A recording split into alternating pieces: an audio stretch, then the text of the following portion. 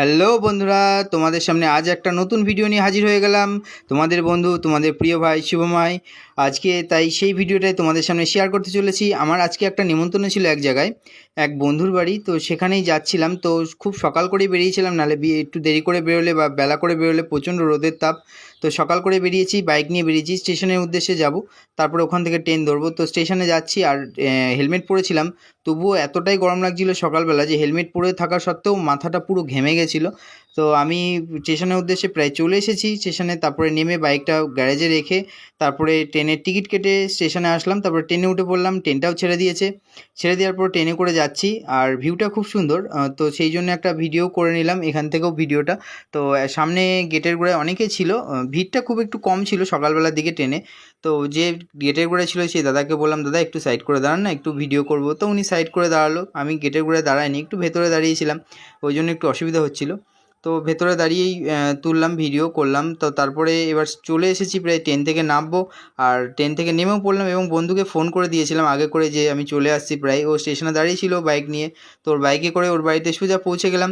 পৌঁছে যাওয়ার পরে প্রথমেই ড্রেসটা চেঞ্জ করে নিয়েছি, তার কারণ হচ্ছে এই গরমে যদি ড্রেস চেঞ্জ না করি তাহলে থাকতে পারবো না। কারণ এত দূর জার্নি করে গেছি, একটু রেস্ট টেস্ট নিয়ে জল টল খেয়ে তারপরে বললো যে চ একটা মজার জিনিস খাওয়াবো। আমি বললাম কী?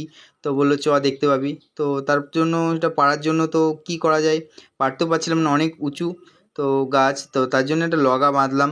তো লগাতে দড়ি নেই, কী করবো, অনেক কষ্ট একটা দড়ি জোগাড় করলো। তো সেই দড়ি দিয়ে বাঁধলাম, বাঁধার চেষ্টা করলাম এবার, এবং টেনে টুনে দেখলাম যে ভাঙবে কি না। তো আর ওখানে ওটা বাঁধার পরে লগাটা বাঁধার পরে, লগাটা অনেক বড় লগা ছিল কিন্তু অনেকটা নড়বড়ে ছিল লগাটা অ্যাকচুয়ালি। অনেক সরু তো কঞ্চিটা, তো ওই জন্য। তো এবার তোমরা বুঝতেই পারছো কী করতে যাচ্ছি, জাম পাড়তে যাচ্ছি। হ্যাঁ বন্ধুরা, জাম পারবো। তো আমার তো খুব ইচ্ছা, ও বললো খুব মিষ্টি জাম, খুব স্বাদ। তো আমি বললাম ঠিক আছে তাহলে পারা যাক। তো গাছে উঠতে তো আমি পারি না, এবং কাউকে যে গাছে তুলবো সেটাও ভয় পাচ্ছিলাম, কারণ জামের ডাল খুব নরম হয়, আর যদি পড়ে যায় তখন একটা অ্যাক্সিডেন্ট ঘটবে। তাই আর কাউকে গাছে তুললাম না, লগা দিয়েই পারার চেষ্টা করলাম। অনেক উপরে জাম, তো পারতে পারছিলাম না, লগা যাচ্ছিল না অত দূরে, এবং লগাটা বারবার বেঁকে যাচ্ছিল যেহেতু সরু লগা। তো তারপরে জামগুলো পারলাম, কয়েকটা পড়লো। পড়ার পরে এবার আমি তাও পারার চেষ্টা করছি, লগাটা একদম আগায় জাম রয়েছে, তো যাচ্ছিল না। তো এই দেখো জাম পেয়েছি, এই একটা, অনেকগুলো পেয়েছি, তার মধ্যে একটা জাম অত্যন্ত মিষ্টি, খুব সুন্দর খেতে লাগছিল জামটা, দারুণ, খুব সুন্দর। তো তারপরে আবার পাড়া শুরু করলাম। তো অনেকগুলো পেরেছিলাম জাম, লাগা দিয়ে পাড়ার চেষ্টা করছি, কিন্তু তাও পারতে পারছিলাম না। তারপরে ওকে বললাম যে আর পারা যাচ্ছে না, থাক। তো ও বললো দাঁড়া একটা কাজ করি। ও একটা ভ্যান নিয়ে আসলো, গাছের গোড়ায় ভ্যানটা দাঁড় করালো, বললো ভ্যানের উপরে উঠে পাড়ার জন্য। তো আমি সেটাই করলাম।